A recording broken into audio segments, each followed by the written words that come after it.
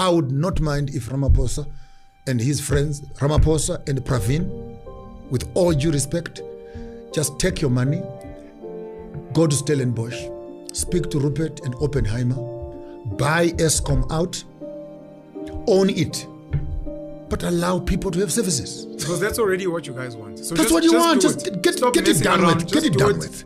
But let's. You want the South African Airways? Just buy the thing and put the aeroplanes back on the road. Let people work. You want Transnet? Sell it to Glencoe. It's fine, but just serve the people. You will go to meet Malema in court and discuss why you did it and how you did it. That's a conversation for another day. But you cannot squeeze people. Right now you're throttling the people and they can't breathe. And this is how you make people revolt. This is how you lose everything that you have. This is how Shevchenko, the guy from Czechoslovakia, who was thrown on the streets and his property is destroyed. And this is exactly what happens. You gather all these things to yourself,